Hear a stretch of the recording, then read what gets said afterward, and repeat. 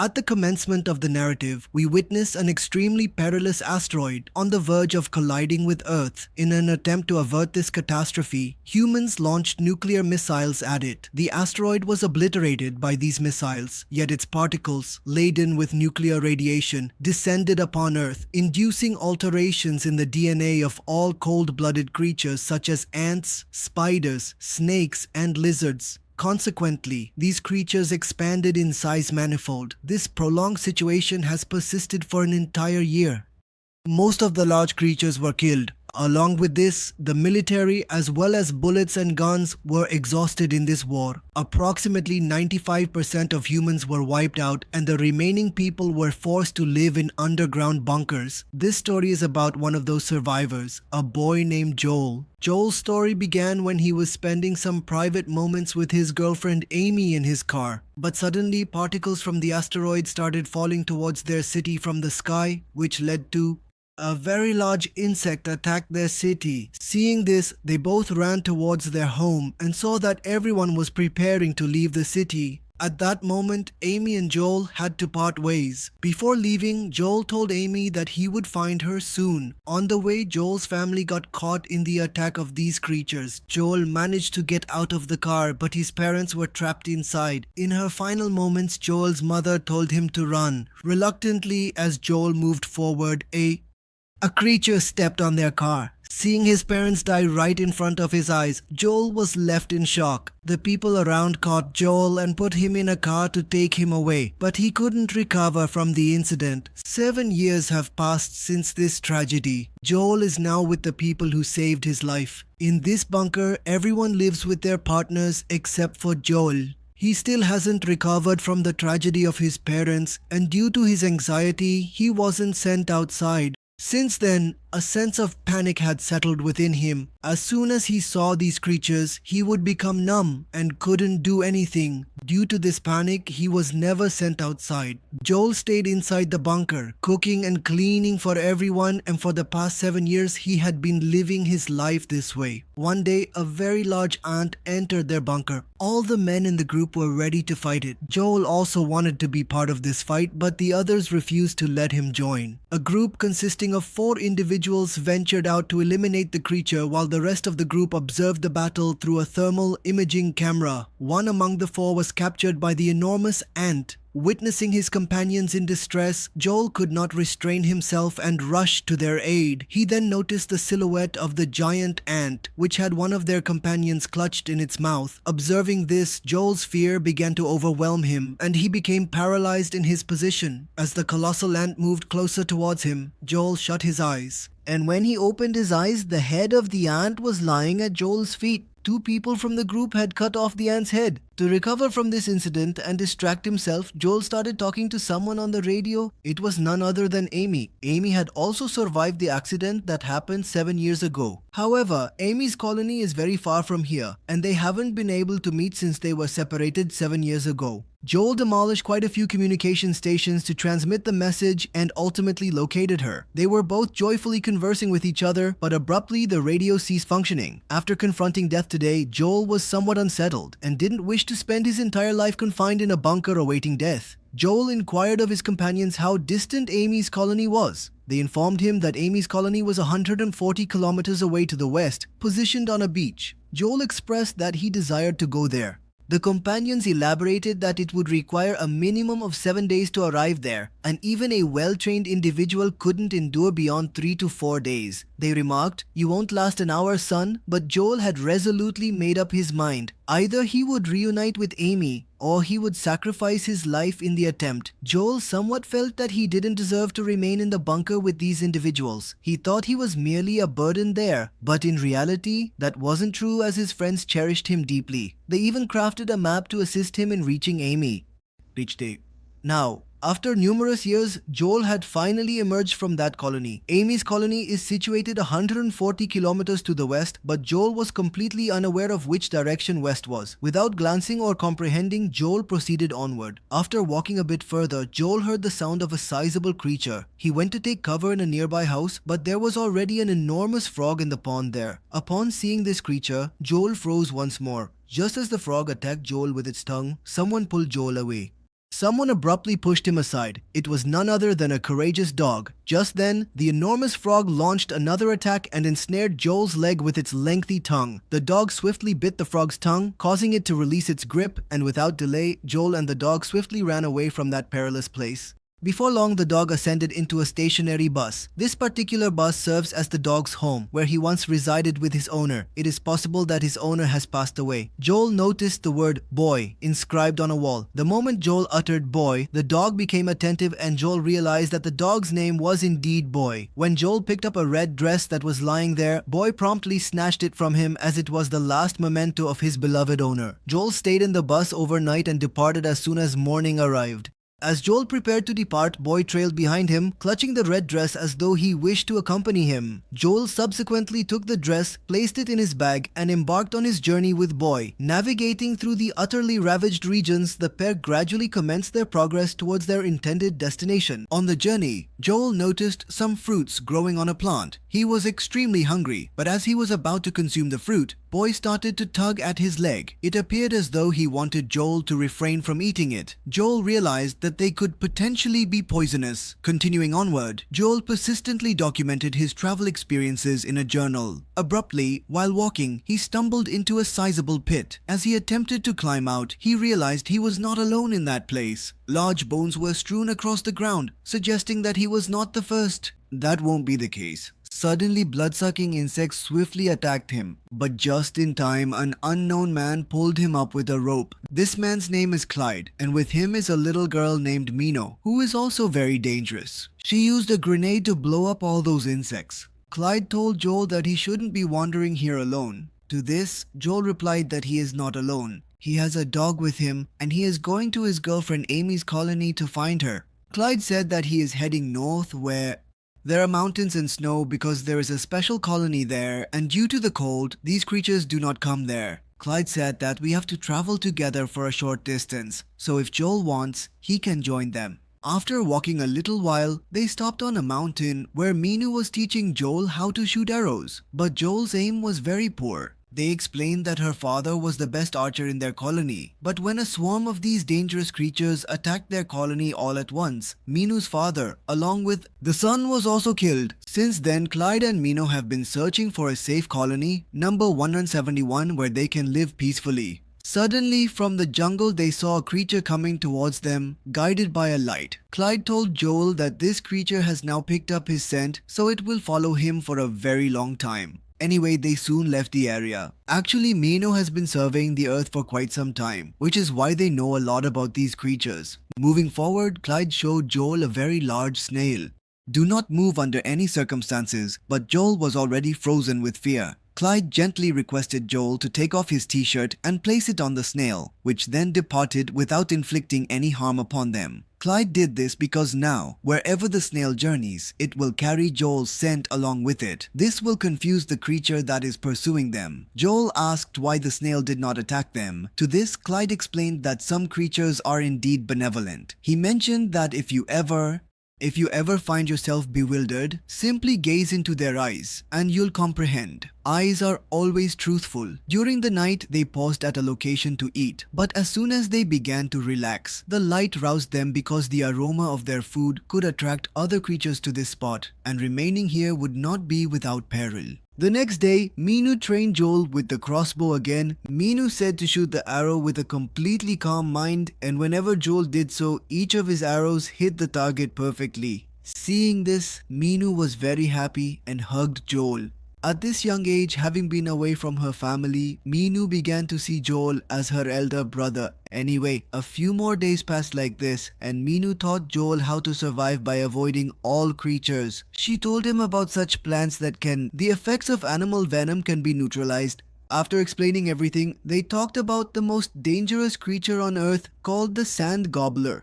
These sand gobblers move underground and can accurately track any sound, but the most dangerous among them is their queen, who is several times larger in size and has one wing visible above the ground. If the queen hears even the slightest sound from you, it's game over. So far, no one has survived an encounter with the sand gobbler queen.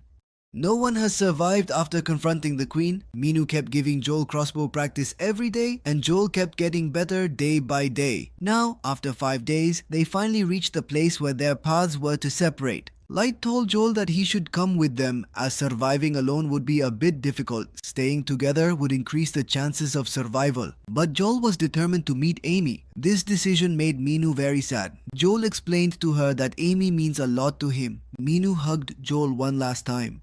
As Clyde was leaving, he gave Joel a grenade and said to use it only when absolutely necessary, reminding him to pull the pin, count to 5 and then throw it. After counting to 5, both groups went their separate ways. Now Joel and Boy have to cover a distance of 50 kilometers on their own, but this journey was going to be very challenging. After walking a short distance, they reached a place where Boy started behaving strangely and didn't want to go any further.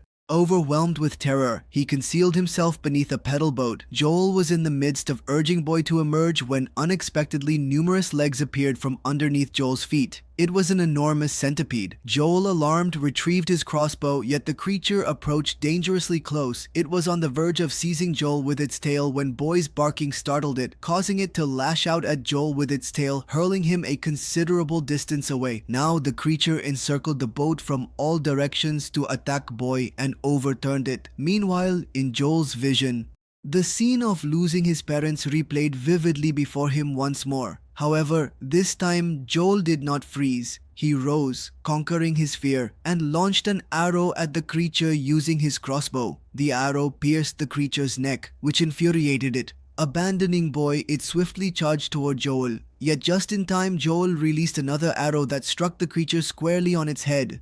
With Joel's decisive attack, the creature was taken down in a single swift motion. Joel was trembling with overwhelming fear. He couldn't believe that he had actually managed to kill such a large and formidable creature. Then Joel saw Boy, who came running towards him. Joel might not have been able to save his parents in the past, but today he overcame his fear and saved Boy's life. The very next morning, the two of them reached a large, imposing standing structure, and Boy started acting strangely once again. He began to run, realizing that there was imminent danger nearby. Just then, Joel saw from beneath the ground.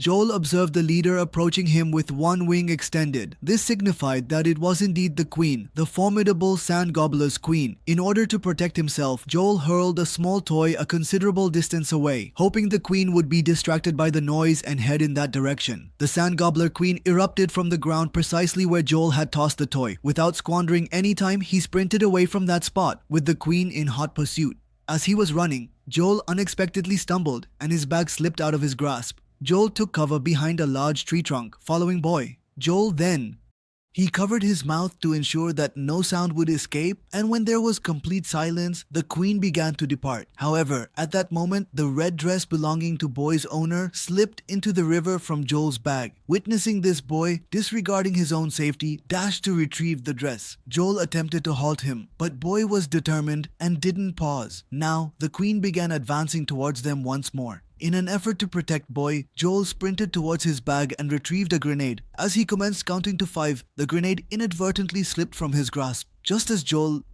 he commenced to panic, the queen arrived and launched an attack on Joel. However, Joel swiftly stuffed the grenade into the queen's mouth and leaped into the river. The explosion shattered the queen into pieces, which made him feel ecstatic. Nevertheless, he was extremely angry with the boy. As soon as Joel surfaced from the water, he noticed that leech-like creatures were clinging to his entire body. In a panic, Joel began removing the leeches one by one from his body. He blamed the boy for the entire incident. Joel was scolding the boy. Due to that troublesome dress, both of us could have potentially lost our lives. Boy became furious about this and departed, leaving Joel by himself. Shortly thereafter, Joel began to stagger from the leech's venom. The venom induced hallucinations. In this state of intoxication, he wandered a bit further and then fainted. Subsequently, he noticed a plant that could neutralize the venom. Joel hastily consumed the plant and, still in a dazed condition, attempted to proceed. However, he lacked the strength to continue much further. Consequently, he settled down in one spot. Following that, that. Joel observed Aimee standing there. Upon encountering Aimee once more after a span of 7 years, Joel promptly kissed her and subsequently fainted once again. Upon regaining consciousness, he realized he was within Aimee's colony. Joel felt immensely joyful and astonished to witness Aimee before him. Aimee advised him to rest. Joel expressed that it felt wonderful to kiss her again after such a long time, but Aimee informed him that he had in fact kissed an elderly gentleman, not her.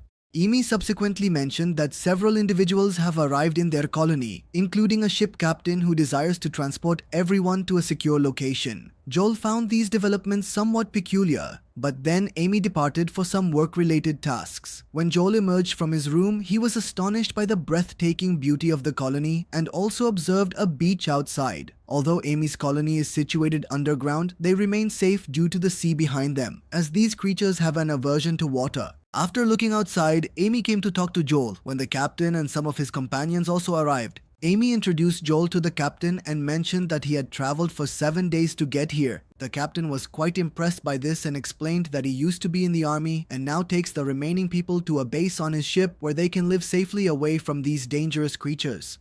When Joel and Aimee finally had a moment to converse privately, Joel inquired of Aimee, "I traveled such a long distance solely to see you, yet you don't appear as delighted to see me." Aimee elaborated that numerous things had transformed over the years. She had lost her parents, and just last year, she also lost the individual she loved profoundly. Hearing this profoundly shook Joel's world. Joel realized that prior to coming here, he should have inquired if Aimee even desired to meet him. "Did you even want to meet me?" But Aimee said it was her fault. She should have told Joel everything over the radio beforehand. However, Aimee said she's still happy that he came here. Now with the captain, they can finally get rid of these creatures for good and they can still remain friends. The guy traveled 140 kilometers fighting dinosaur-like bugs, risking his life. And for this, she's friend-zoning him. What a tricky woman, man. They can still be friends. He had friends there too, Joel. At that moment, I wasn't in a state to think or understand anything. After a while, Joel tried to communicate with his colony through the radio, but he couldn't get through. Then, an old man approached Joel and gave him some fruits and beer. This was a gift from the captain for the entire colony to mark the beginning of a new life. Joel then looked at the map that his friends had given him. On the back of the map, they had written messages for him, which made Joel emotional, and he realized how much his colony people loved him, and he hadn't met him for 7 years. In the process of meeting him, he left them behind. Just then, a message from Joel's colony came over the radio. They were all very happy to hear Joel's voice and that he had reached so far. Joel narrated all the events that had happened to him, and they were all amazed at how Joel managed to do all that alone. Joel inquired about their well-being. They informed him that after his departure, there had been numerous assaults, rendering the colony unsafe. Abruptly, the connection was severed. Joel resolved that he would return for his companions and would not continue with the captain without their presence. At that moment, Joel's gaze landed on the fruits that had been presented to him. Observing them, Joel started recalling something. He opened his book and realized that these were the identical fruits the boy had cautioned him against consuming. Upon realizing this, he hurried over to Aimee, but outside, everyone was swaying under the influence of those fruits, which he attempted to explain to Aimee. However, one by one, everyone began fainting. Then, Diana unexpectedly attacked Joel from behind. When Joel regained consciousness, he noticed that all the individuals in the colony were tied up. In reality, this is what the captain does. He travels to various colonies and steals the food and supplies of the inhabitants there. The captain stated, "Where do we obtain fuel to operate the ship?" That's why they had captured an exceptionally large crab. The ship is pulled by the crab, and in exchange the individuals they rob are transformed into sustenance for the crab. As soon as the captain pressed the remote control button, a looming dark shadow began advancing ominously from the sea in their direction. Everyone immediately started attempting to flee from that location. At that precise moment, Aimee exerted all her strength to liberate her hands and succeeded. Along with that, she also freed Joel. Aimee declared, "I'll manage these 3 individuals. You handle the crab." Now Aimee, grabbing a piece of the gate, advanced towards one of the men. Evading the incoming bullets, she sprinted swiftly and launched an aggressive attack, resulting in both of them losing their consciousness. Meanwhile, the enormous crab was drawing ever nearer. Joel seized a nearby metal rod and dashed courageously towards the crab. As soon as the crab lunged at Joel, he struck it with the rod, causing it to topple over onto its back. Due to being overturned, the crab was unable to right itself. Just as Joel was preparing to strike the crab once again, the captain utilized his remote control to deliver a potent electric shock to the crab, causing it to spring back onto its feet. Joel was struck with great force. When Aimee regained her consciousness, she noticed Diana standing right in front of her, and a confrontation erupted between them. Nevertheless, Diana swiftly overpowered Aimee. Meanwhile, as the enormous crab was advancing menacingly towards Joel, Boy unexpectedly arrived and positioned himself between the crab and Joel. The crab seemed to calm down slightly upon noticing Boy. The captain commanded Diana to eliminate the dog. Just as Diana was preparing to fire the rocket launcher she held, Aimee struck her hand, causing Diana to miss her intended target, and the grenade struck the crab directly. This assault severely injured the crab. Meanwhile, the captain descended and struck Aimee with such force that she lost consciousness. On the other hand, the grenade had infuriated the crab even more, and it began advancing towards the captain to launch an attack. However, the captain delivered another shock to it, and the crab redirected its attention back towards Joel. Over there, Joel told the boy to go to Aimee. For her safety, the boy somehow tried to wake Aimee up. As soon as they got the chance, the three thieves slipped away, and this creature was now attacking Joel one after the other. Just then, Aimee regained consciousness and picked up the grenade gun in front of her. Now this creature grabbed Joel by his leg. Joel asked Aimee for the gun. Quickly, Aimee handed him the gun, and Joel was about to pull the trigger, but then he looked into the crab's eyes.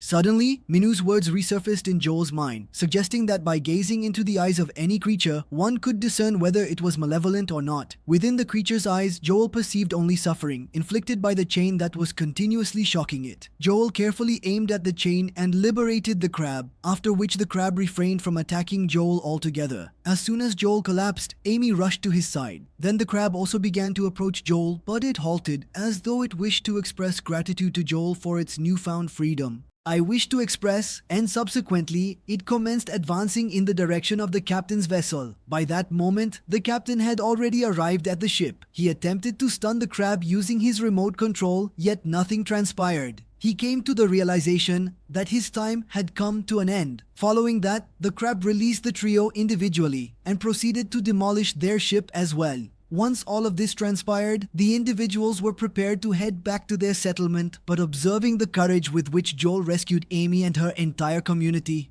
Aimee began to develop feelings for Zor once more and requested Joel to remain. However, Joel explained that his companions required his presence, so he needed to depart. Joel presented Aimee with a book he had authored about combating these creatures, which detailed their vulnerabilities. Joel expressed his gratitude to Aimee, acknowledging that it was because of her that he had reached this point, and this adventure had transformed his life. As he was departing, Joel mustered the courage to kiss Aimee. Following that, Aimee remarked that he had journeyed 140 kilometers for her.